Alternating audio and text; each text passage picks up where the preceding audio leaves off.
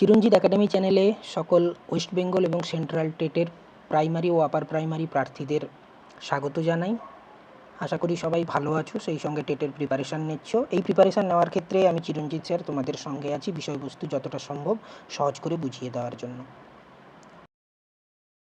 গত ক্লাসে আমরা আলোচনা করেছিলাম ভাষা শিক্ষণ দক্ষতার ভিত্তি হিসেবে পঠন ও লিখন নিয়ে। তো আজ আমরা আলোচনা করব শিক্ষায় ব্যাকরণের ভূমিকা, role of grammar in language learning. এর মূল বাংলা করলে দাঁড়ায় ভাষা শিখনে ব্যাকরণের ভূমিকা। ঠিক আছে, যদি ক্লাস ভালো লেগে থাকে অবশ্যই চ্যানেলটিকে সাবস্ক্রাইব করো, সেই সঙ্গে সঙ্গে পাশের বেল আইকনটি প্রেস করতে ভুলো না পরবর্তী ক্লাসের আপডেটের নোটিফিকেশান পেতে। স্ক্রিন দেখা যাচ্ছে তো? হ্যাঁ। Role of grammar in language learning.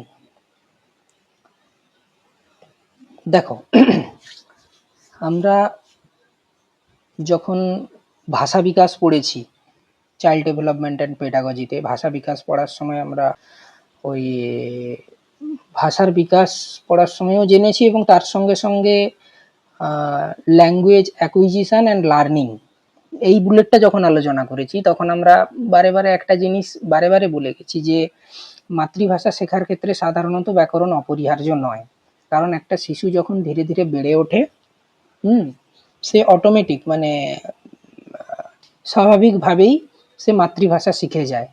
কিভাবে না, ধরো একটা শিশু 3-4 বছরের বাচ্চা শিশু বলছে যে আমি ভাত খাবো, তার মানে কি সে কিন্তু ওই মুহূর্তে তার মধ্যে কিন্তু কাল ঘটিত মানে ক্রিয়ার কাল ঘটিত কোনো ধারণা নেই, কিন্তু সে জানে যে আমাকে বলতে হবে আমি ভাত খাবো, অর্থাৎ ভবিষ্যৎকালের যে বিষয়টা সে জানে না। কিন্তু মাতৃভাষাটা তো আত্মীকরণের মাধ্যমে হয়ে যায়, তাই কিন্তু সে ওই বাক্যটা বা বাক্যাংশটা বা মনের ভাবটা সঠিকভাবে যখন যেখানে যেটা প্রকাশ করার প্রয়োজন হয় সেটা সে সহজেই প্রকাশ করতে পারে। কেমন? তো সেই জন্য বলা হচ্ছে মাতৃভাষা শেখার ক্ষেত্রে সাধারণত ব্যাকরণ অপরিহার্য নয়, কারণ মাতৃভাষা শিশু আগেই শিখে যায়। তাহলে আমাদের মনে প্রশ্ন জাগবে, তাহলে আমরা কেন ব্যাকরণ শিখব? ব্যাকরণ তাহলে কেন শিখব, অর্থাৎ ব্যাকরণ শেখার আবশ্যিকতাটা কোন জায়গাতে? তার কারণটা হচ্ছে ভাষাকে শুদ্ধভাবে শিখতে, বলতে ও লিখতে পারা। একটা শিশু মাতৃভাষা কেউ একজন জয়েন করতে চাইছে, মাতৃভাষা শিখে নিচ্ছে কিন্তু সে বলতেও পারছে, কিন্তু যখন সে লিখবে, লেখার জন্য কিন্তু তাকে শিখতে হবে, ব্যাকরণ শিখতে হবে।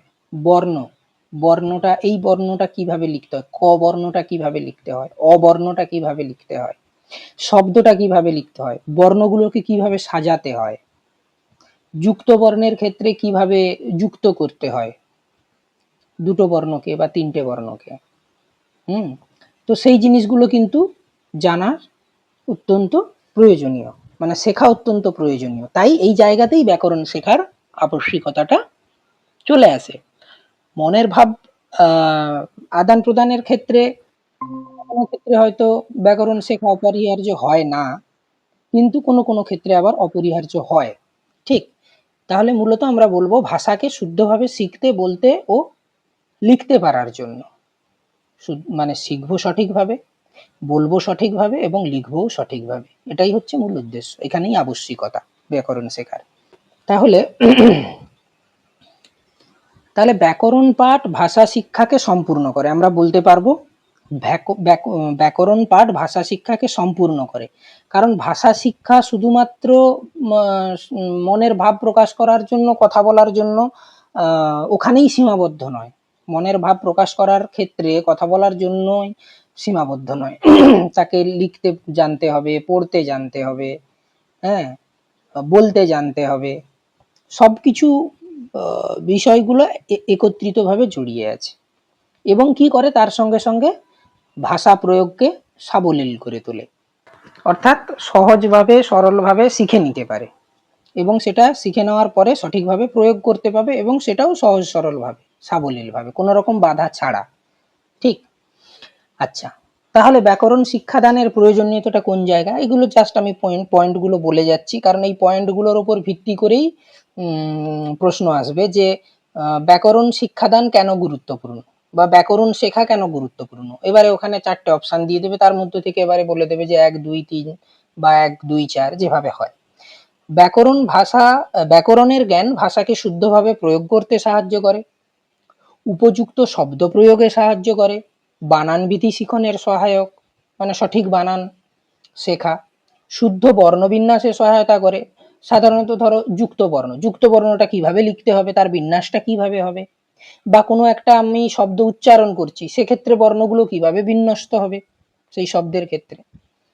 আচ্ছা, ছেদ জ্যোতি বিরতি চিহ্নের যথাযথ জ্ঞান লাভ করা যায়, ঠিক। সন্ধি সমাস কারক বিভক্তি ছন্দবিধি প্রভৃতির জ্ঞান লাভ করা যায়। বাক্য বিশ্লেষণে সহায়ক, অর্থাৎ বাক্যের মধ্যে বিভিন্ন বিশ্লেষণ করে কোনটা কোন উপাদান বাক্যের সেটা সহায়তা করে, যেমন উদ্দেশ্য কোনটা বিধেয় কোনটা। ধরো বাক্য বিশ্লেষণ করে পদ নির্ণয় করতে যাচ্ছি, কোনটা কি ধরনের পদ, কোন শব্দটা কি ধরনের পদ। কোন শব্দটা কি ধরনের পদ বলাটা ভুল হচ্ছে, কারণ বাক্যে যে কটাই ব্যবহৃত হবে সবগুলো পদই ব্যবহৃত হয়। সেই পদগুলো বিশেষ্য নাকি বিশেষণ, সর্বনাম, অব্যয় নাকি ক্রিয়া, সেটা। বাগধারা প্রয়োগে সহায়ক, ভাষার অস্তিত্বকে স্থায়ী ও নিরাপদ করে। কিভাবে স্থায়ী ও নিরাপদ করে? ব্যাকরণটা যখন আমরা শিখবো, সঠিক ব্যাকরণটা যখন আমরা শিখতে পারবো, যখন প্রয়োগ করব, তখন সেটা সাহিত্যের মাধ্যমে, ধরো কোনো লেখা তুমি লিখছো, ঠিক আছে, সেই লেখাটা কোথাও প্রকাশিত হলো, সেটা যদি সঠিকভাবে লেখা হয় তাহলে সেই অস্তিত্বটা কি হলো, স্থায়ী হয়ে গেল, তোমার লেখার অস্তিত্বটা স্থায়ী হয়ে গেল, এবং সেই লিখিত উপাদানটা যে ভাষায় রচিত সেই ভাষাটার অস্তিত্ব স্থায়ী হয়ে গেল। এবং নিরাপদ কেন? কারণ সেখানে কোনো ভুল ভ্রান্তি নেই, কেউ কোনো কমপ্লেন করতে পারবে না, সেই জন্য ব্যাকরণ শিখতে হবে। আচ্ছা, ভাষা ব্যবহারে আত্মনির্ভরশীল করে তোলে। যার মধ্যে ব্যাকরণের জ্ঞান সঠিকভাবে আছে সে সঠিকভাবে আত্মনির্ভরশীল, মানে নিজে থেকেই সঠিকভাবে ভাষা ব্যবহার করতে পারবে। ভাষার মিষ্টতা ও সৌন্দর্য আনয়নে সাহায্য করে, উচ্চারণের জ্ঞান বৃদ্ধি করে, এগুলো আর ব্যাখ্যা করছি না। সৃজনাত্মক শক্তির বিকাশে সহায়তা করে, অবশ্যই, কারণ কোন শব্দ, দেখো একটা শব্দের একাধিক অর্থ আছে এবং সেই শব্দটা যখন আমরা বিভিন্ন বাক্যে ব্যবহার করব, সেই বাক্যের মাধ্যমে কি বোঝাতে চাওয়া হচ্ছে সেই অনুযায়ী আবার কি বলবো তার অর্থ প্রকাশ করবে। যেমন মাথা শব্দের একাধিক অর্থ আছে, আমি যখন বলছি এমনি আমাদের দেহের উপরে মাথা থাকে তখন মাথা মানে আমাদের মস্তিষ্ককে বোঝায়। যখন আমরা বলি যে অমুক বাবু পাড়ার মাথা, মানে ওখানকার হেড, গণ্যমান্য ব্যক্তি, এটা বোঝায়। আবার কখনো আমরা বলি তার অঙ্কে না মাথাটা খুব ভালো, অর্থাৎ সেখানে তার বুদ্ধির বিষয়টা বোঝায়। এই ধরনের যে সকল ব্যবহার, আমি এটা জাস্ট একটা উদাহরণ দিলাম। তো সৃজনাত্মক মানে কি, নতুন নতুন ভাবে ব্যবহার করার যে প্রক্রিয়া, ঠিক। বাক্য গঠন বোঝা, স্বচ্ছতা ও নির্ভুলতা, মানে বাক্য গঠনের ক্ষেত্রে সঠিকভাবে বুঝতে পারবে, বাক্য গঠনের স্বচ্ছতা হবে এবং নির্ভুলতা বাড়াবে বাক্য গঠনের ক্ষেত্রে। লেখার দক্ষতা বিকাশ করে, অবশ্যই অবশ্যই লেখার দক্ষতা বিকাশ করবে, কথা বলার দক্ষতা উন্নত করে, শব্দ ভান্ডার তৈরি করে। তো এগুলো হলো ব্যাকরণ শিক্ষার প্রয়োজনীয়তা। কেন আমরা ব্যাকরণ শিখব, তার উত্তর হচ্ছে এই বিষয়গুলো, পয়েন্টগুলো। তাহলে সেক্ষেত্রে একজন শিক্ষক ব্যাকরণ শিক্ষাদানের ক্ষেত্রে কি ভূমিকা পালন করবেন? শিক্ষার্থীর সামর্থ্য উপলব্ধির ক্ষমতা সম্পর্কে জ্ঞান থাকবে শিক্ষকের, অবশ্যই। সেই জন্য আমাদের ট্রেনিং এর ব্যবস্থা, ডিএলএড বলো, বিএড বলো, এই ধরনের ট্রেনিং এর ব্যবস্থা, যে কোন স্তরে শিক্ষার্থীর কতটুকু শেখার ক্ষমতা আছে সেই অনুযায়ী তাকে ব্যাকরণ শিক্ষা দিতে হবে। আবার সকলের সঠিক সময়ে ব্যাকরণ সবাই সমানভাবে শিখতে পারে না, ঠিক। সেটার সম্পর্কে অবশ্যই শিক্ষকের জ্ঞান থাকতে হবে এবং শিক্ষক মহাশয় সেভাবেই ব্যাকরণ পাঠদান করবেন, তার উপর ভিত্তি করেই। শিক্ষক মহাশয় যে পাঠদান করবেন সে বিষয়ে তিনি আস্থাশীল হবেন, অর্থাৎ উনি মনে করবেন যে হ্যাঁ আমি সঠিকভাবে এই বিষয়ে আমার সঠিক জ্ঞান আছে, আমি সঠিকভাবে বোঝাতে পারবো, সঠিকভাবে ব্যাখ্যা করতে পারবো। এই যে আস্থা, এটা অবশ্যই শিক্ষক মহাশয়ের থাকতে হবে, মানে কনফিডেন্স থাকবে, কনফিডেন্স না থাকলে হবে না। বাংলা ভাষার বিভিন্ন প্রকৃতি সম্পর্কে জ্ঞান লাভ, বাংলা ভাষা তো একটা ব্রড এরিয়া, তার আরো ক্ষুদ্র ক্ষুদ্র কিছু দিক আছে, তার উপভাষা আছে, উপভাষার মধ্যেও আরো ক্ষুদ্র ক্ষুদ্র কয়েক কিছু স্থান, কাল, পরিবেশ ভেদে ভাষা, বাংলা ভাষার প্রয়োগ আলাদা আলাদা আছে, তার ধ্বনিগত, রূপগত পার্থক্য লক্ষ্য করা যায়। সেগুলো সম্পর্কে শিক্ষক মহাশয় অবশ্যই জ্ঞানী হবেন, জ্ঞান থাকতে হবে। ধ্বনি বিজ্ঞানের জ্ঞান থাকা আবশ্যিক, যেটা আমরা আলোচনা করে এসেছি ধ্বনি বিজ্ঞানের। সেটা শুধুমাত্র আমরা ধ্বনি সম্পর্কে জেনেছি, ধ্বনির মধ্যে আরো অনেক কিছু থাকে। ধ্বনি বিজ্ঞানের ক্ষেত্রে জ্ঞানের জ্ঞান থাকা আবশ্যিক মানে কি? ধ্বনি সম্পর্কে জ্ঞান থাকবে, ধ্বনি তত্ত্ব সম্পর্কে জ্ঞান থাকবে, ধ্বনি পরিবর্তনের রীতি সম্পর্কে জ্ঞান থাকবে। এই যে বিষয়গুলো আমরা আলোচনা করে এসেছি, হ্যাঁ, তো সেই বিষয়গুলো সম্পর্কে জ্ঞান থাকবে শিক্ষকের অবশ্যই। তার সঙ্গে সঙ্গে রূপতত্ত্ব, শব্দতত্ত্ব, শব্দার্থ তত্ত্ব, বাক্যতত্ত্ব, এগুলো জাস্ট জানার জন্য। অবশ্যই ছন্দ অলঙ্কারের জ্ঞান থাকা বাঞ্ছনীয়, না হলে ওইভাবে উনি পাঠ করতে পারবেন না, ওইভাবে উনি বোঝাতে পারবেন না। ছন্দ অলঙ্কারের ক্ষেত্রে অর্থগত বিষয় নির্ভর করে, বিশেষত অলঙ্কারের ক্ষেত্রে সে বিষয়ে জ্ঞান থাকতে হবে। ভারত ভারত খ্যাত আপনার গুণে, প্রথম ভারতের অর্থ কি, দ্বিতীয় ভারতের অর্থ কি, এটা হচ্ছে অলঙ্কারের বিষয়। যমক অলঙ্কার বলে এটাকে। এখানে প্রথম ভারত হচ্ছে মানে ভারতচন্দ্র, যিনি রচনা করে গেছেন। ওনার কাব্যটার নাম কি? ভারতচন্দ্র রায়ের তাপস, মনে পড়ছে না। ভারতচন্দ্র রায়ের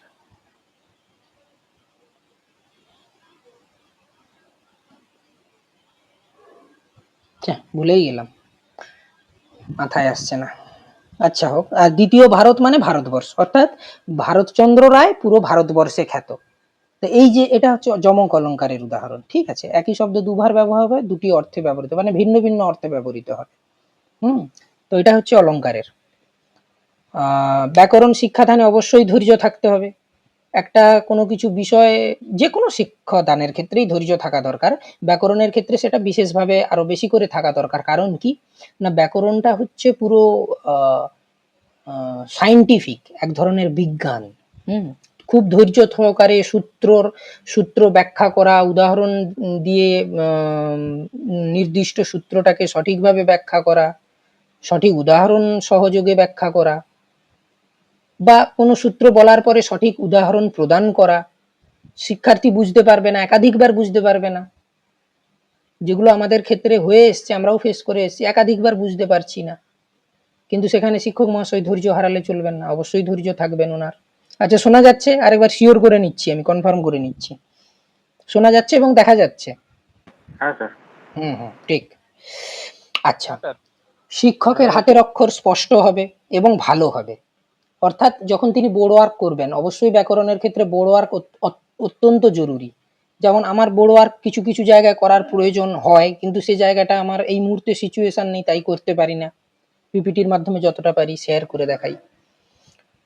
এবং ব্যাকরণে শিক্ষক পর্যাপ্ত জ্ঞানী হবেন, মানে ওভারঅল ব্যাকরণ সম্পর্কে উনি জ্ঞানী হবেন।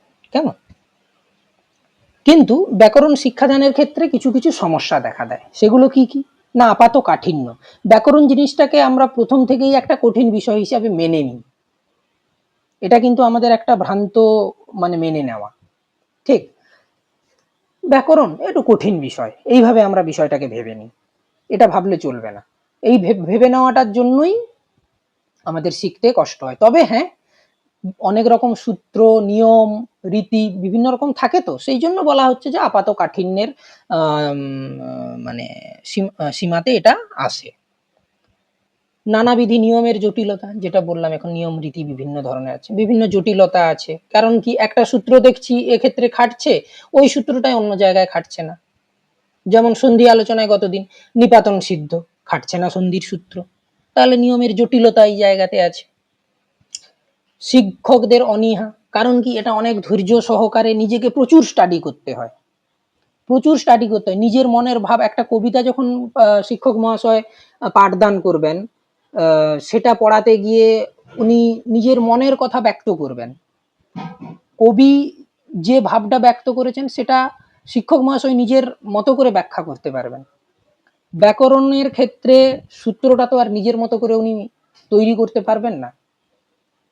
যা সূত্র আছে, যা নিয়ম আছে, যা রীতি আছে, সেটাকে সঠিকভাবে বুঝে সেটাকে ছাত্রদের সামনে উপস্থাপন করা, এটা রীতিমতো কঠিন কাজ। আমারও মাঝে মাঝে মিস্টেক হয়, তোমাদের কাছ থেকে আমি তোমরা ভুলটা ধরিয়ে দাও আমাকে, হ্যাঁ, মানে যথেষ্ট কঠিন কাজ। তো এইসব কারণে, বিভিন্ন কারণে শিক্ষকদের অনীহার কাজটা এখানে চলে আসে আর কি। শিক্ষকরা অনীহা প্রকাশ করেন। আচ্ছা, চেতনার অভাব, সকলের ক্ষেত্রে চেতনার অভাব। মূলত শিক্ষক মহাশয় শিক্ষার্থীদের সচেতন করে তুলবেন, সে কাজটা অনেক সময় করা হয় না। অর্থাৎ শিক্ষার্থীর যেখানে চেতনার অভাব আছে সেই জায়গাটা পূরণ করবেন কে? শিক্ষক মহাশয়। আবার শিক্ষক মহাশয় নিজেই সচেতন নয় সঠিকভাবে ব্যাকরণটা শেখানোর জন্য। এই ধরনের বিভিন্ন রকম গবেষণার মাধ্যমে বাধা দেখা গেছে বা সমস্যা দেখা গেছে। আচ্ছা, ব্যাকরণের বাস্তব উপযোগিতার সীমাবদ্ধতা। ব্যাকরণে তো আমরা অনেক কিছু শিখে নিচ্ছি, কিন্তু সঠিকভাবে প্রয়োগ করব তার ক্ষেত্রে কিছু কিছু সীমাবদ্ধতা দেখা যায়। যেমন ধরো একটা সিম্পল উদাহরণ দিই, আমরা ব্যাকরণ শিখতে গিয়ে পড়লাম ধ্বনিটা এইভাবে এইভাবে উচ্চারণ করতে হয়, কিন্তু সঠিকভাবে কি সেটা শেখানো হচ্ছে? সঠিকভাবে শেখানো হচ্ছে মানে আমি বলতে চাচ্ছি সঠিকভাবে কি প্রয়োগ করে শেখানো হচ্ছে? আমি যখন উচ্চারণ করছি হ্রস্ব ই, উচ্চারণটা হবে হ্রস্ব ই। হ্রস্ব মানে কি? ছোট, ছোট ই। কিন্তু আমরা কি শেখাচ্ছি? হ্রস্ব ই। তাহলে সঠিকভাবে আমরা প্রয়োগ করতে পারছি না, প্রয়োগ করা শেখাচ্ছি না। ঠিক আমাদের উচ্চারণ করতে হয় তালব্য স, আমরা শেখাচ্ছি তালবে স। এই ধরনের বিভিন্ন রকম প্রয়োগগত সীমাবদ্ধতা লক্ষ্য করা যায়। গতানুগতিক পদ্ধতির ব্যবহার করে ক্লাসে বই শিক্ষক মহাশয় এলেন, পাঠ্যপুস্তক খুললেন, আচ্ছা আজকে তোমাদের সমাস পড়াচ্ছি। কি সমাস একে বলে? এই হয় এই হয়। কিন্তু সঠিকভাবে যে খুঁটিয়ে খুঁটিয়ে বিশ্লেষণ করে পড়ানো।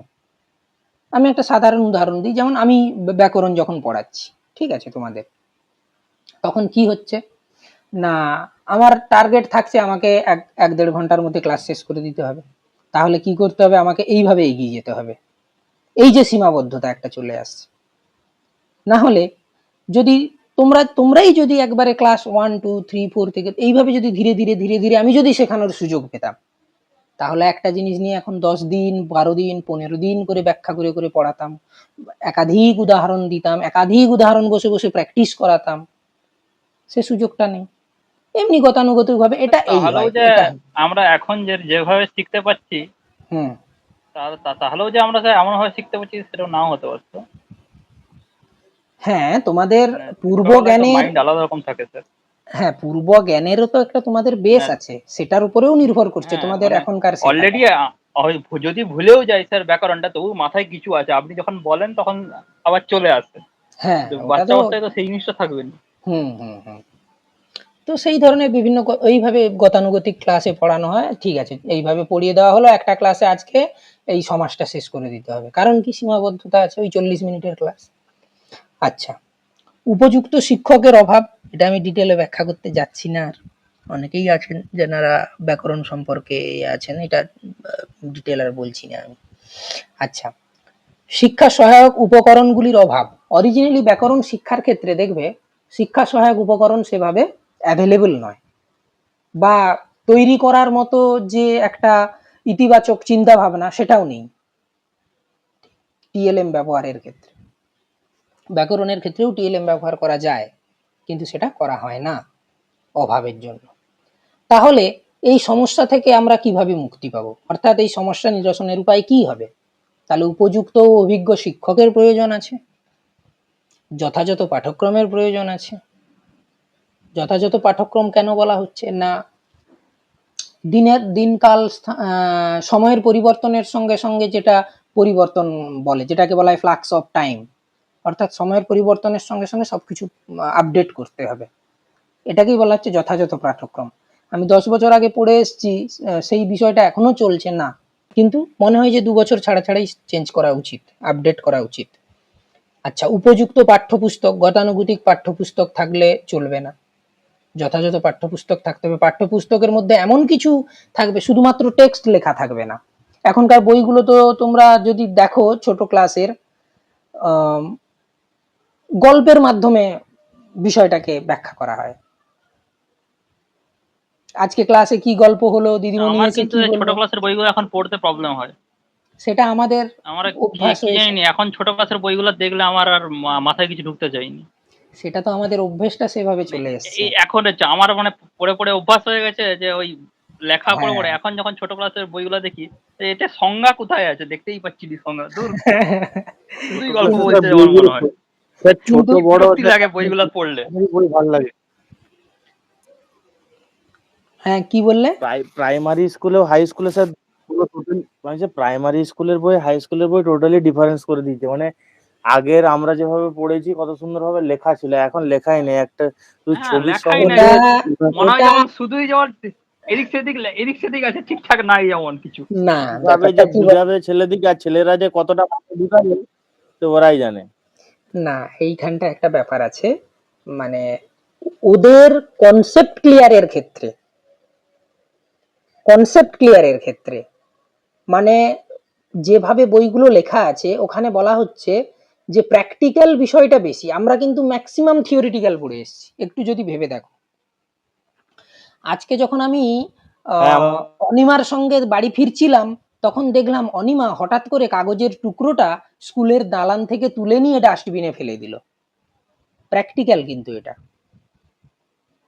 বুঝতে পারলে? বোঝার জায়গাটা একটু চিন্তা করে দেখো। আর আমরা কি পড়ে এসেছি, আবর্জনা করতে নেই, ওটাকে অন্য জায়গায় ফেলতে হয়। আবার ডাস্টবিনের ভাগ আছে, একটাকে বলা হচ্ছে তোমার টার্মটা ভুলে যাচ্ছি, জৈব অজৈবর যে ব্যাপারটা, হ্যাঁ হ্যাঁ জানি। আর নীল সেটাও। লাল বালতি করে তো, নীল লাল হ্যাঁ, হ্যাঁ, আলাদা আলাদা করে, নীল আর লাল রঙের থাকে একটা। হ্যাঁ। তো সেরকম ওখানে কিন্তু ওই গল্পের মাধ্যমে বলে দেওয়া হচ্ছে, মানে বাচ্চাকে মানে শিশুকে এখন কি করা হচ্ছে না, একেবারে প্র্যাকটিক্যালি জ্ঞান দিয়ে দেওয়া হচ্ছে। এবারে আমরা ওইভাবে পড়ে অভ্যস্ত বলে আমাদের কাছে মনে হচ্ছে আমাদেরটা সুন্দর ছিল, এখন বাচ্চাদের কাছে এটাই সুন্দর, কারণ আমরাও তো অ্যানালিসিস হ্যাঁ মানে করেছি। ওকে হ্যাঁ, আমাদের এমন অবস্থা যে এখন তো বইগুলো পড়লে ধুর, আবার ধৈর্য পুরোনো বইগুলো ধৈর্য হারিয়ে ফেলি, খুঁজে খুঁজে বার করতে হয়। ধৈর্য হ্যাঁ, হারিয়ে ফেলি এই আমরা। অঞ্চ তাতে এত লেখা আছে তবু সেটা আমি পড়তে না, ওই লেখা জিনিস পড়তে প্রবলেম হয়নি, এই গল্প পড়লেই হলো নি। মনে হ্যাঁ, হয় যেমন কিছুই হলো নি, কিছুই বুঝতে পারলাম নি, হ্যাঁ, বিষয়টার মধ্যে ঢুকাই হলো নি, এরকম একটা মনে হয়।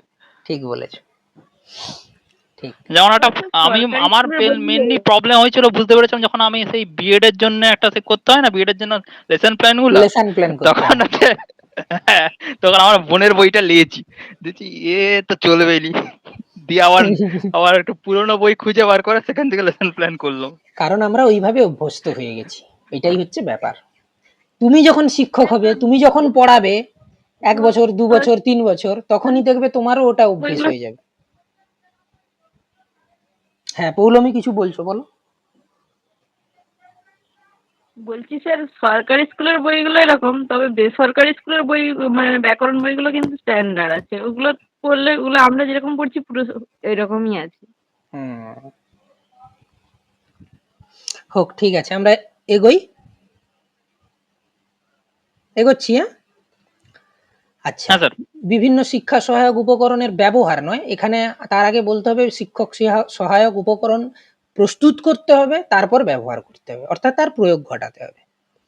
উপযুক্ত পদ্ধতির অনুসরণ করতে হবে। ব্যাকরণ শিক্ষাদানের জন্য কোন পদ্ধতি অ্যাপ্রোপ্রিয়েট হবে, কোন পদ্ধতিতে কখন আরোহী হবে, কখন অবরোহী হবে, কখন পাঠ্যপুস্তক হবে, কখন সমালোচনা হবে, মানে সেটা নির্ভর করবে কন্টেন্টটার উপর। কন্টেন্টটা তার সঙ্গে সঙ্গে শিক্ষার্থী কিভাবে বিষয়টাকে আয়ত্ত করছে তার উপর, অর্থাৎ পরিস্থিতি নির্ভর হবে। উপযুক্ত পদ্ধতি বলতে এখানে বলা হচ্ছে পরিস্থিতি নির্ভর করবে, সেই পরিস্থিতির উপর নির্ভর করে উপযুক্ত পদ্ধতি নির্বাচন করতে হবে।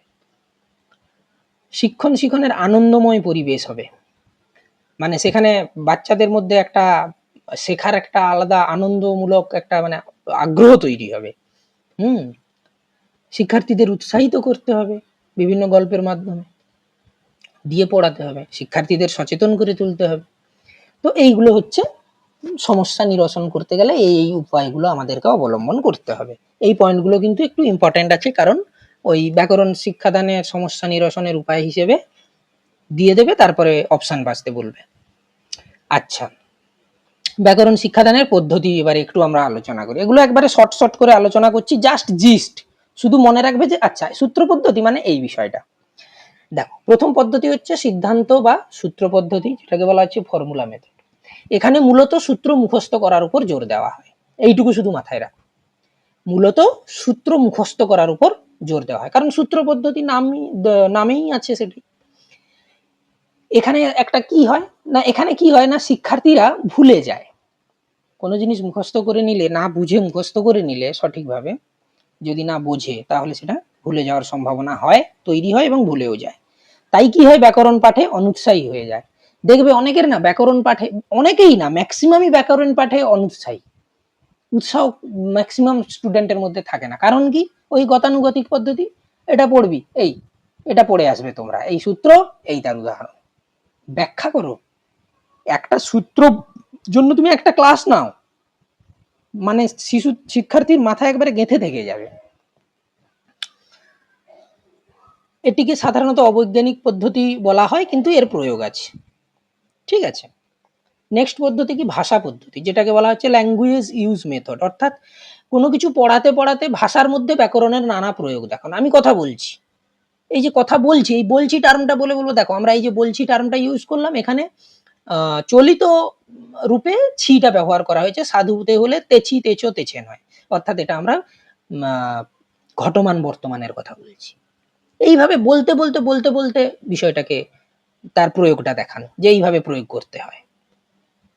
আচ্ছা, মূলত কি হয়, শ্রেণীকক্ষের মধ্যে আলোচনা ও প্রশ্নোত্তর পদ্ধতির মধ্য দিয়ে এই অভ্যাস গড়ে তোলা হয়। এই আমি যখন বললাম যে আচ্ছা বলতো, এই যে বলছি শব্দটা, এখানে কি ধরনের বিভক্তি যুক্ত আছে শেষে, না ছি যুক্ত আছে। আচ্ছা ছিটা কি ধরনের, কোন ভাষার ক্ষেত্রে, চলিত ভাষার ক্ষেত্রে। আচ্ছা সাধুর ক্ষেত্রে হলে কি হতো, সাধু ভাষার ক্ষেত্রে না তেছি তেছো হতো। আচ্ছা তাহলে বলতো তেছি তেছো তেছেন হলে আমরা তো জেনে এসেছিলাম, এটা তাহলে কোন কাল হবে ক্রিয়া, এটাই হচ্ছে ব্যাপার। এইভাবে ব্যাকরণে পাঠ্যপুস্তক পদ্ধতি, যেটাকে বলা হচ্ছে text book method. Text book method মানে পাঠ্যক্রম অনুযায়ী যে পাঠ্যপুস্তক রচিত হচ্ছে, সেই পাঠ্যপুস্তকের যে টার্ম ব্যবহার হচ্ছে, যে শব্দ, যে ধ্বনি, যে পদ, যাই হোক না কেন, সেগুলো প্রত্যেকটা সূক্ষ্ম সূক্ষ্মভাবে বুঝিয়ে দেওয়া। কেন আমি এখানে ব্যবহার করছি তিনি টার্মটা, কেন সেখানে তুই টার্মটা ব্যবহার করলাম, কেন সেখানে তুমি টার্মটা ব্যবহার করলাম, হ্যাঁ, সেটা পাঠ্যপুস্তকের যে কবিতা হোক, গদ্য হোক, সেগুলো সেইভাবে শিক্ষক মহাশয় ধীরে ধীরে বুঝিয়ে দেবেন ওনাদের ছাত্রদেরকে, এবং ছাত্রদেরকে ব্যাকরণ পাঠে উৎসাহী করবে। মানে পাঠ্যপুস্তকের যেটা গদ্যাংশ বা পদ্যাংশ, গদ্য বা পদ্য, তার মাধ্যমে তার ব্যবহৃত শব্দ, পদের বিষয়গুলোকে ব্যাখ্যা করে বলে দেওয়া। তবে এক্ষেত্রেও কি হয়, ওই ব্যাকরণ শিখন অনেকটা পুস্তক কেন্দ্রিক হয়ে পড়ে, মুখস্থ নির্ভর হয়ে পড়ে। ওহো, আমি একটু ভুল বলে ফেললাম, এটা হচ্ছে ব্যাকরণ পাঠ্যপুস্তক পদ্ধতি, মানে ব্যাকরণের জন্য যে পার্টিকুলার যে বইটা, বুঝতে পারলে? আমি একটু ভুল বলে ফেলেছি, ব্যাকরণের বইটা পড়ানো, এখানে গদ্যাংশ পদ্যাংশের বিষয়টা আসবে না। শোনা যাচ্ছে আমার কথা? হ্যাঁ স্যার, শোনা যাচ্ছে। আমি একটু মিস্টেক করে ফেললাম এই জায়গাটাতে, এটা হচ্ছে গ্রামার বই পড়ানো, গ্রামার বুক। ঠিক আছে, ব্যাকরণের টেক্সট, অর্থাৎ যে টেক্সটগুলো হয়, যে কি সব বলে না, ব্যাকরণ মালা, আরো কি সব এই ধরনের যে নামগুলো থাকে, পার্টিকুলার ব্যাকরণের বই এটা। ঠিক আছে, আমি একটু ভুল বলে ফেলেছি। আচ্ছা, এবারে চলে আসি রিলেভেন্ট মেথড, যেটাকে বলা হচ্ছে প্রাসঙ্গিক পদ্ধতি। এটা হচ্ছে কথাবার্তা, আলাপ আলোচনার মাধ্যমে ব্যাকরণ শিক্ষাদানের এটা এক ধরনের পদ্ধতি। এটাও খানিকটা পাঠক্রম কেন্দ্রিক শিখন হয়ে যায়। হ্যাঁ, তবে শিক্ষক মহাশয়ের যদি যথাযথ জ্ঞান না থাকে ব্যাকরণ সম্পর্কে, তাহলে এই পদ্ধতি কার্যকরী হবে না। কারণ কোনো কিছু যখন একটা আলাপ আলোচনা হবে, তার মধ্য দিয়ে যখন আমি ব্যাকরণ শিক্ষা দেব, তাহলে কিন্তু শিক্ষক মহাশয় ওই মুহূর্তে ব্যাকরণের টনটনে জ্ঞান থাকতে হবে। হঠাৎ করে শিক্ষার্থী প্রশ্ন করতেই পারে যে স্যার এটা তাহলে এটা কেন হলো, সেটাও তিনি যেন সঠিকভাবে সহজভাবে বুঝিয়ে দিতে পারেন, এবং শিক্ষার্থীর ক্ষেত্রে সেটা যেন সহজ ভাবে তার কাছে বোধগম্য হয়, সে বিষয়ের উপরও খেয়াল রাখবে। বিশ্লেষণ পদ্ধতি কি না, সূত্রগুলিকে উদাহরণ সহযোগে বারবার শিক্ষার্থীদের কাছে তুলে ধরা। আমি প্রথমে সূত্র বলে দিলাম কি, না বাক্য একে বলে, বা ধ্বনি পরিবর্তনের রীতির যে সূত্রগুলো আছে অপিনিহিতি একে বলে। এই বিষয়টি হলো অপিনিহিতি, সেগুলোকে বারে বারে উদাহরণের মাধ্যমে তুলে ধরা, অর্থাৎ অ্যানালিসিস করা। ঠিক আছে, অ্যানালিসিসের মাধ্যমে বিষয়টাকে বোঝানো। বিশ্লেষণমূলক পাঠদান হবে, উদাহরণগুলিকে বিশ্লেষণ করা হবে, এগুলো বলার কিছু নেই, একই কথা বারবার বলা হচ্ছে। এইবারে যে মূল বিষয়গুলো মূল বিষয় আসছি আমরা এবারে, অবরোহী পদ্ধতি, ডিডাকটিভ। অবরোহী সবসময় মনে রাখবে, নিচের দিকে যাবে। ডিডাক্ট হবে মানে কমে যাবে, মানে নিচের দিকে, নিচের দিকে। এইভাবে জিনিসটা মাথায় রাখার চেষ্টা করো, অবরোহী নিচের দিকে যাবে। এখানে কি হবে, এটা মূলত ডিডাকটিভ লজিকের ওপর ভিত্তি করে গড়ে উঠেছে। ডিডাকটিভ লজিক মানে কি না, একটা সূত্র আমরা বলবো, তারপরে আমরা উদাহরণে যাব, দিয়ে উদাহরণটাকে এবার ব্যাখ্যা করে দেবো, দিয়ে সূত্রটাকে জাস্টিফাই করা। ঠিক, হ্যাঁ, প্রথমে সূত্র বলা হবে, তারপরে উদাহরণ দেওয়া হবে, অর্থাৎ জানা থেকে অজানা। একটা উদাহরণ দিয়ে দিলাম যে কোরিয়া থেকে কইরা হলো, কি হলো তুমি জানোই না, কিন্তু তুমি সূত্র প্রথমে বলে দিলে যে হস্যই বা হস্যটা যে স্থানে উচ্চারিত হওয়ার কথা তার অব্যবহিত পূর্বে উচ্চারিত হবে, একে বলা হবে অপিনিহিতি। তাহলে সে জেনে নিল অপিনিহিতি কাকে বলে, এটা তার জানা আছে। এবারে তুমি যখন বলে আচ্ছা বলো তো কোরিয়া থেকে কইরা এটা কি ধরনের উদাহরণ হলো, অর্থাৎ সেই অজানাটা তখন সে অজানাতে যাচ্ছে, জানা থেকে অজানাতে চলে গেল। আচ্ছা এই সূত্র, আচ্ছা তাহলে এটা তো অপিনিহিতি, কারণ হস্যই বা হস্যটা অব্যবহিত পূর্বে উচ্চারিত হচ্ছে শব্দের মধ্যে। বুঝতে পারলে তো? আরোহী পদ্ধতি কি, এর উল্টোটা, এটা ইন্ডাকটিভ লজিকের উপর প্রতিষ্ঠিত আছে। ইন্ডাকটিভ লজিক মানে কি, আরোহী উপর দিকে যাবে। সব থেকে মনে রাখার কৌশল, পর্বতে আরোহণ করা হয়। টার্মটা জানো নিশ্চয়ই সবাই, হ্যাঁ কি না বলবে। পর্বতে আরোহণ করা হয় মানে পর্বতে যে ওঠা হয় সেটাকে বলা হয় আরোহণ, মানে আরোহী মানে ওপর দিকে যাবে। অবরোহণ করা হয় পর্বত থেকে, মানে নিচের দিকে আসবে।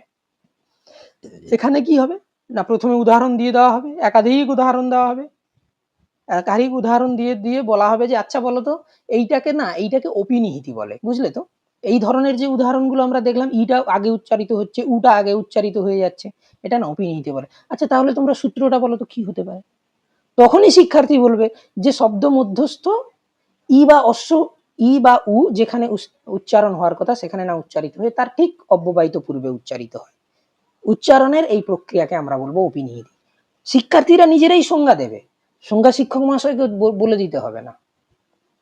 এটা হচ্ছে আরোহী পদ্ধতি, এটা হচ্ছে সব থেকে ইফেক্টিভ পদ্ধতি, ফলপ্রসূ পদ্ধতি, সেটা হচ্ছে ব্যাকরণ শিক্ষার ক্ষেত্রে।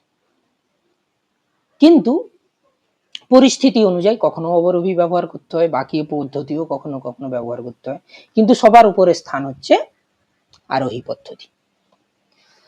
আচ্ছা এবারে একটু ডিটেলে যাচ্ছি। অবরোহী পদ্ধতিটা কি না, বলাই হয়েছে, প্রথমে সূত্র বলা হবে তারপরে উদাহরণ। সূত্র কি না, সমস্ত প্রাণী মরণশীল, এটা আমরা জানি, এটা হচ্ছে সূত্র একটা। মানুষ একটি প্রাণী, উদাহরণ মানুষ তাহলে মরণশীল। বোঝার চেষ্টা করো, সমস্ত প্রাণী মরণশীল, মানুষ যেহেতু প্রাণী তাহলে মানুষ মরণশীল। সূত্র, সন্ধিতে কি বলে দিচ্ছি আমরা, অযুক্ত আ সমান আ হয়।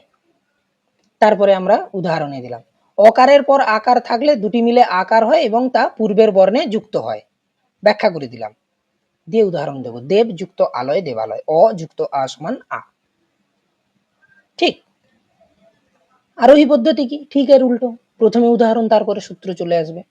মানুষ মরণশীল, গরুও মরণশীল, মানুষ আর গরু দুটোই প্রাণী, তাহলে আমরা বলতে পারি সমস্ত প্রাণী মরণশীল। এই স্লাইডটাতে বলো, বুঝতে অসুবিধা আছে?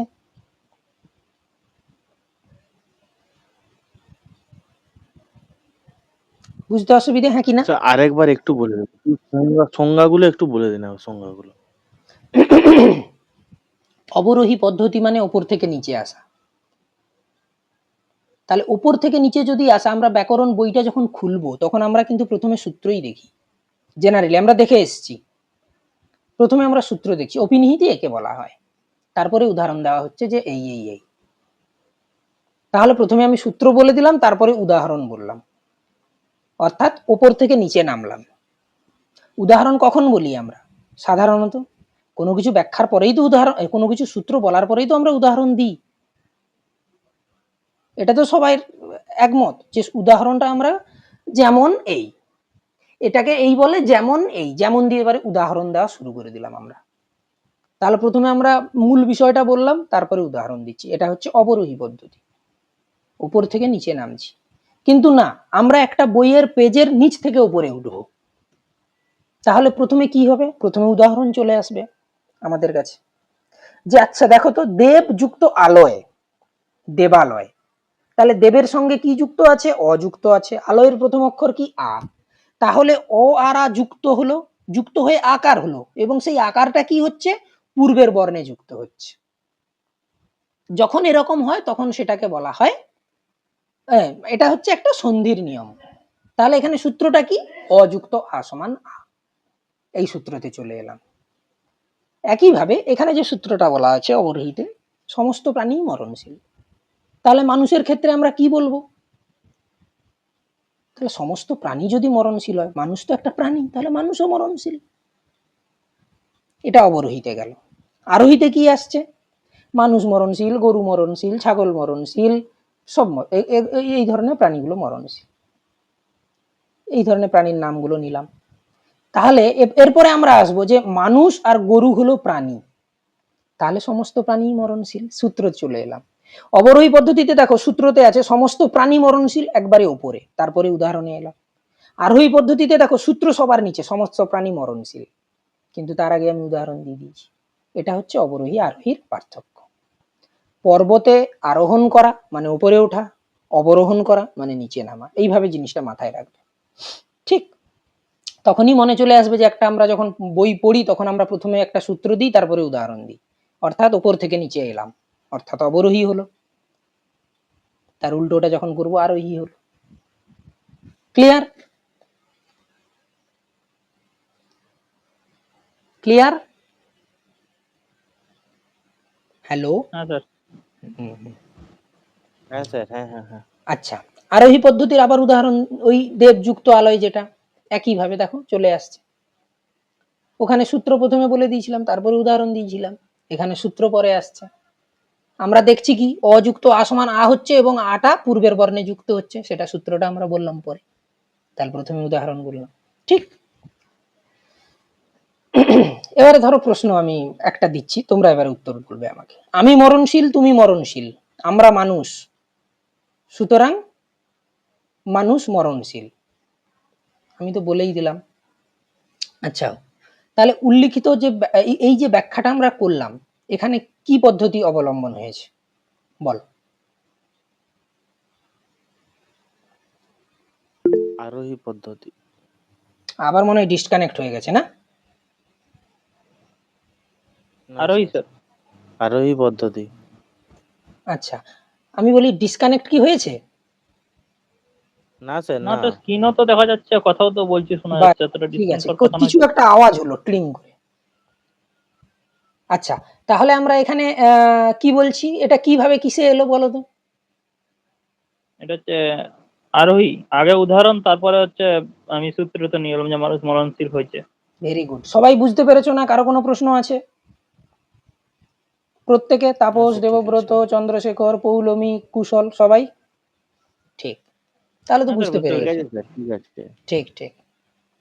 এবারে কয়েকটা মনে রাখার বিষয় আমি বলে দিই, হ্যাঁ, এগুলো খুব ইম্পর্টেন্ট।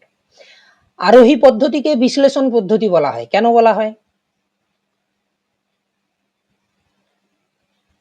স্যার, আগে বিশ্লেষণ করা, আগে সমস্ত উদাহরণ দেখা হবে, হ্যাঁ, তাতে কি কমন ক্ষুদ্র আছে সেটা দেখা ক্ষুদ্র হবে, ভাবে, তারপরে সূত্রে ভেরি আসবে স্যার। গুড ভেরি গুড, ক্ষুদ্র ক্ষুদ্র ভাবে আমরা আগে অ্যানালাইজ করবো, ওটাকে অ্যানালাইজ করে তারপরে সূত্রে পৌঁছই।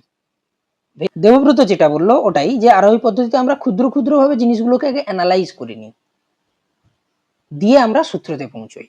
এটাই হচ্ছে মূল কথা। ওই জন্য ওটাকে বিশ্লেষণ পদ্ধতি বলা হচ্ছে। এর উল্টোটা হচ্ছে সংশ্লেষণ। অবরোহীকে সংশ্লেষণ পদ্ধতি বলা হয়। মানে আগে আমরা কি করছি, তাহলে আগে ক্ষুদ্র ক্ষুদ্র অংশ ভাগ মানে বিশ্লেষণ করছি না, আগে মূল জিনিসটা বলছি, তারপরে সেটাকে আবার ইয়ে করে আলাদা আলাদা হয়। এখানে প্রথমেই আমরা ক্ষুদ্র ক্ষুদ্র ভাবে অ্যানালাইজ করে নিচ্ছি যে এটা এই হচ্ছে, এটা এই হচ্ছে, এই কারণে হচ্ছে, এইভাবে হচ্ছে, এটা হলে এটা হয়। সংশ্লেষণ এর উল্টোটা। এইটা মাথায় রাখবে। কোন পদ্ধতিকে বিশ্লেষণ পদ্ধতি বলা হয়, কোন পদ্ধতিকে সংশ্লেষণ পদ্ধতি বলা হয়। ঠিক। তবে এখানে যে কথাগুলো আছে এবারে একটু খেয়াল করো। তবে ব্যাকরণ শিক্ষাকে সার্থক করে তুলতে গেলে প্রথমে আরোহী পদ্ধতিতে ব্যাকরণ শিক্ষা দিতে হবে, কারণ এটা হচ্ছে সব থেকে বেশি ফলপ্রসূ ব্যাকরণ শিক্ষার ক্ষেত্রে। প্রথমে উদাহরণ বলবো, বুঝিয়ে দেবো যে এখানে এই ঘটনা ঘটলো, সুতরাং এটাকে এটা বলে, এই বলে। পরে অবরোহী পদ্ধতিতে তা প্রয়োগ করে শিক্ষার ভিত্তিকে সুদৃঢ় করতে হবে। তোমাদের আমি বলে দিলাম, দিয়ে আমি একটা প্রশ্ন করে দিলাম, প্রশ্ন করলে এবারে তুমি সেটাকে যুক্তি সহকারে বিচার বিবেচনা করে তারপরে তুমি উত্তরে আসছো, সূত্রতে আসছো। আরোহী পদ্ধতি এক ধরনের একটা সূত্র, তোমরা কিন্তু সূত্রতে এলে, কিন্তু যখন তোমরা প্রয়োগ করছো তখন তুমি অবরোহী পদ্ধতি প্রয়োগ করছো।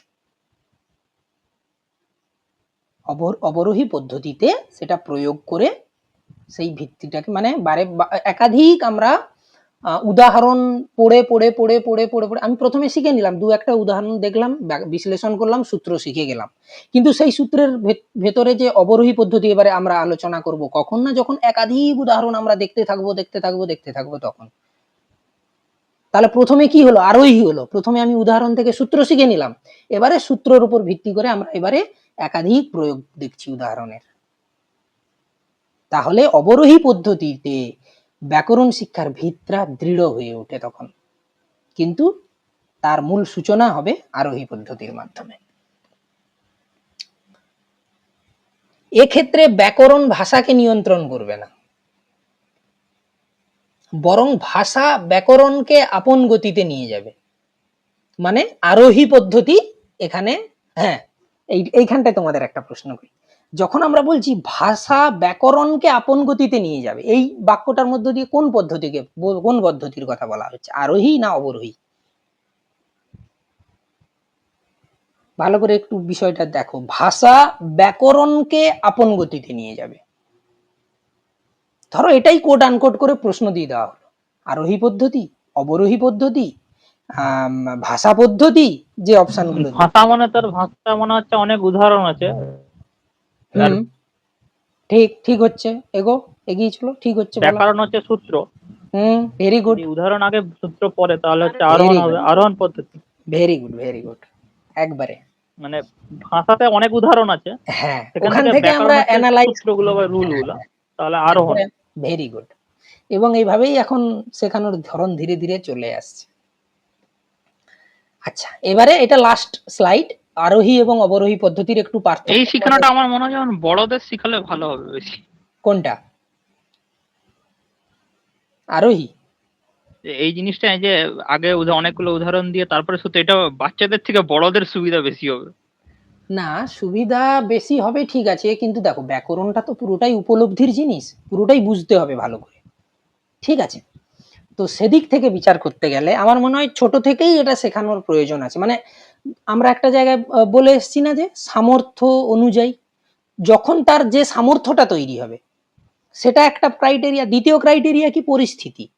কোন পরিস্থিতিতে আমি দেখছি, পরিস্থিতির উপর ভিত্তি করে আবার নির্ভর করতে, হয়তো হতেই পারে ওই পরিস্থিতিতে অবরোহী পদ্ধতি আগে প্রয়োগ করতে হচ্ছে, হতেই পারে ভাষা পদ্ধতি আগে প্রয়োগ করতে হচ্ছে, বা আলোচনা পদ্ধতি প্রয়োগ করতে হচ্ছে, ভাষা আলোচনা পদ্ধতি, যে পয়েন্টগুলো আমরা আলোচনা করে এলাম।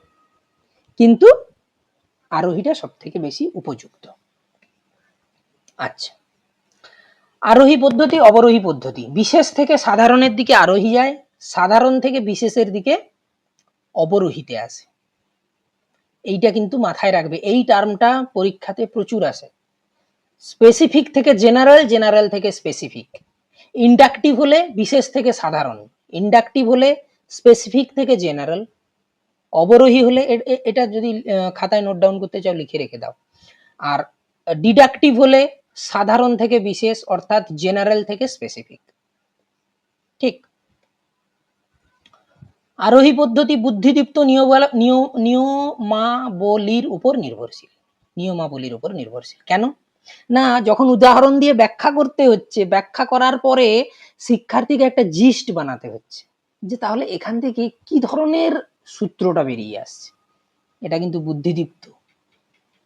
বুদ্ধিদীপ্ত এখানে দীপ্ততার কাজ এখানে আছে। আর অবরোহীতে কি আছে? সূত্র মুখস্থ, ব্যাকরণের সূত্রাবলীর স্মরণের উপর নির্ভরশীল।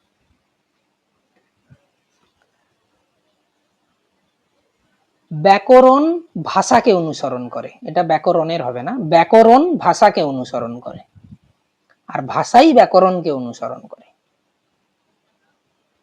অর্থাৎ প্রথমটাতে কি হচ্ছে, ভাষার গুরুত্ব বেশি হচ্ছে, আমি তোমাকে অনুকরণ করছি মানে তোমার গুরুত্ব বেশি তাই তো আমি অনুকরণ করছি, তাহলে এখানে ভাষাটা আগে আসছে, ব্যাকরণ ভাষাকে অনুকরণ করছে।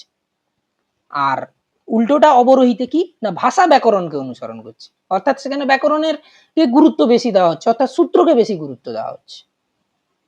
বুঝতে পারলে তো? পাঠ্যপুস্তকের সাহায্যে ব্যাকরণ পড়ানো হয় আর ব্যাকরণকে একটি বিষয় হিসাবে পড়ানো হয়। যখন ব্যাকরণ পার্টিকুলার একটা ব্যাকরণের ক্লাস পড়াবো, আজকে তোমাদের সন্ধি আলোচনা হবে, দিয়ে এবারে সূত্র বলে এবারে শুরু হয়ে গেল, এটা হচ্ছে ব্যাকরণকে একটি বিষয় হিসাবে, পার্টিকুলার সাবজেক্ট হিসাবে শিক্ষা দেওয়া হচ্ছে, পার্টিকুলার অ্যাজ এ সাবজেক্ট। আর পাঠ্যপুস্তকের সাহায্যে মানে যে ভাষা ব্যবহৃত হয়েছে, যে পদ ব্যবহৃত হয়েছে তার অর্থ ধ্বনিগত, রূপগত, শব্দার্থগত, বাক্যগত ব্যাখ্যা করে করে পড়ানো হচ্ছে, অর্থাৎ উদাহরণ থেকে আমরা সূত্রে পড়ছি। আরোহী পদ্ধতিতে এটা শিশু ও কিশোর ছাত্রদের পক্ষে উপযোগী। শিশু ও কিশোর ছাত্রদের পক্ষে উপযোগী, দেবব্রতর প্রশ্নের উত্তর এখানে আছে। উন্নত শ্রেণীর শিক্ষার্থীদের ক্ষেত্রে উপযোগী। তাহলে শিশু ও কিশোর ছাত্রদের আগে আমাদের আরোহী বুঝিয়ে দিতে হবে, তবে গিয়েই তারপরে যখন হায়ার এডুকেশনে যাবে ধীরে ধীরে তখন শিক্ষার্থীদের ক্ষেত্রে অবরোহী। কারণ কি, তার মধ্যে ভিত তৈরি হয়ে গেছে, এবারে তার প্রয়োগের যে আরো যে পরিধি বিস্তার হবে ধীরে ধীরে, সেক্ষেত্রে হায়ার স্টাডিজ এর প্রয়োজন আছে, মানে হায়ার স্টাডিজ এর শিক্ষার্থীদের ক্ষেত্রে। তাহলে আরোহী পদ্ধতি শিশু এবং কিশোর ছাত্রদের পক্ষে উপযোগী। আরোহী পদ্ধতি অধিক সময় সাপেক্ষ, অবশ্যই অধিক সময় সাপেক্ষ, একাধিক উদাহরণ টেনে টেনে টেনে টেনে তোমাকে সূত্রতে পৌঁছতে হবে। কিন্তু অবরোহী পদ্ধতিতে কি, সূত্র বলে দিলাম, একটা উদাহরণ বলে দিলাম, কম সময়ে হয়ে গেল, শিক্ষার্থী শিখলো না শিখলো দেখার দরকার নেই, ক্লাস শেষ। ব্যাকরণ পাঠকে আকর্ষণীয় করে তোলে, এগুলো একটু করতে হবে, এডিটিং করতে হবে আবার। ব্যাকরণ পাঠকে আকর্ষণীয় কেন করে তোলে? আমি যখন বলছি আচ্ছা মানুষ মরণশীল, গরু মরণশীল, আচ্ছা মানুষ আর গরু প্রাণী, ঠিক কিনা, এইভাবে যে যুক্তি সহকারে যে বলা হচ্ছে, শিক্ষার্থীদের মধ্যে একটা কৌতূহল তৈরি হবে। আচ্ছা তাহলে স্যার কি বলছে দেখি, আবার এর পরের কথাটা কি বলতে চাইছে, অটোমেটিক মানে শিক্ষার্থীর মধ্যে এই একটা জানার একটা কৌতূহল তৈরি হবে। ওই জন্য ব্যাকরণ পাঠকে এটা আকর্ষণীয় করে তোলে আরোহী পদ্ধতি, কিন্তু অবরোহী পদ্ধতি তার উল্টো। ব্যাকরণ গঠিত বিষয় আবিষ্কারের উপযোগী, অর্থাৎ এখানে মানে নতুন কিছু বেরিয়ে আসতে পারে, কিন্তু অবরোহী পদ্ধতিতে শুধু প্রয়োগের উপর নির্ভরশীল, যে জ্ঞানটা অর্জন করেছি ওটাই কাজে লাগাচ্ছি। কিন্তু বিষয় আবিষ্কারের উপযোগী মানে এখানে বলা হচ্ছে নতুন কিছু তত্ত্ব বেরিয়ে আসতে পারে, নতুন কিছু সূত্র বেরিয়ে আসতে পারে, যখন আমি টুকরো টুকরো বিশ্লেষণ করছি সেখান থেকে নতুন তত্ত্ব বেরিয়ে আসতে পারে। এভাবেই তো ব্যাকরণ তৈরি হয়েছে, নাহলে ব্যাকরণ কিভাবে তৈরি হতো? এখানে এই ঘটনাটা ঘটেছে তাহলে এটা এই হয়েছে, নতুন আসবে। এই হচ্ছে মোটামুটি ব্যাকরণের পেডাগজিক্যাল অ্যানালিসিস, মানে পেডাগজির সিলেবাসে যা আছে সেখান থেকে, এর বাইরে আশা করি প্রশ্ন আসবে না, ঠিক আছে? আচ্ছা আমি একটু বলে দিই দাও বিশেষ সাধারণের বিষয়টা। দেখো, যখন আমরা একটা একটা উদাহরণ নিয়ে কাজ করছি, অর্থাৎ পার্টিকুলার জিনিস নিয়ে কাজ করছি, পার্টিকুলার মানে কি স্পেসিফিক বিষয় নিয়ে কাজ করছি, আমরা একটা একটা উদাহরণ নিয়ে কাজ করছি, মানে পার্টিকুলার মানে স্পেসিফিক বিষয় নিয়ে আমরা কাজ করছি, দিয়ে কি করছি, আমরা একটা নিয়ম শিখছি বা একটা আমরা সূত্র জানছি, সেটাকে জেনারেলাইজ করে দিলাম যে এই ঘটনাগুলো ঘটা মানে এটাকে এটা বলে, জেনারেলাইজ করে দেওয়া। ইংলিশ টার্মগুলো যদি মনে রাখতে পারো তাহলে জিনিসটা আরো বুঝতে সুবিধে হয়। পার্টিকুলার একটা একটা উদাহরণ দেখছি, সেটাকে একটা নির্দিষ্ট নামাঙ্কন করে জেনারেলাইজ করে দিলাম যে এটাকে এটা বলে। এটা হচ্ছে বিশেষ থেকে সাধারণ হলো। আর সাধারণ থেকে বিশেষটা কি হলো? পার্টিকুলার মানে জেনারেলাইজ জিনিসটা আমার প্রথমেই আছে, সূত্রটা আমি জানি, সেটাকে এবারে পার্টিকুলার বা স্পেসিফিক ভাবে উদাহরণের সাহায্যে আমরা ব্যাখ্যা করব।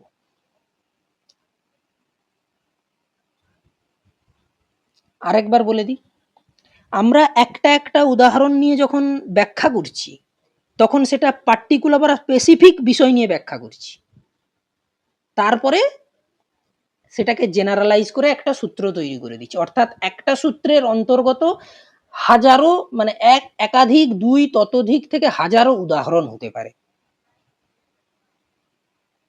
ঠিক? তাহলে যখন একটা সূত্র থেকে হাজারো উদাহরণ আসছে, একটা একটা স্পেসিফিকে আসছে, তখন সাধারণ থেকে বিশেষ আসছে, যেটা অবরোহী। আর যখন আমি হাজারো জিনিস থেকে একটা জায়গায় যাব, স্পেসিফিক জিনিসগুলো থেকে একটা নির্দিষ্ট সূত্রে আমরা বেঁধে দেবো, তখন চলে আসছে বিশেষ থেকে সাধারণ। বুঝতে পারলে? এটা কিন্তু একটু গোলাবে প্রথম প্রথম, সেটাকে নিজেকে ভেবে বিষয়টাকে ক্লিয়ার করতে হবে। আমি এখন বলে দিলাম, হ্যাঁ স্যার বুঝে গেছি, পরের দিন যখন বলতে যাব দেখা যাবে একটু হলেও তোমাদের চিন্তা করতে হচ্ছে, মানে বিষয়টা অলরেডি গোলানো শুরু হয়ে গেছে।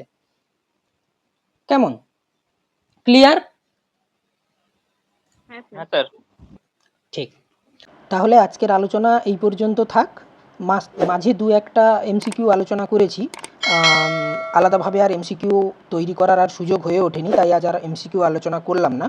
পরের ক্লাসে আমরা আলোচনা করব সংশোধনমূলক শিক্ষণ, যাকে বলা হয় রিমিডিয়াল টিচিং, এই নিয়ে। কেমন? সবাই ভালো থেকো, ভালোভাবে প্রিপারেশান নাও, এবং আমি মনে প্রাণে চাই তোমরা প্রত্যেকেই টেট কোয়ালিফাই করো।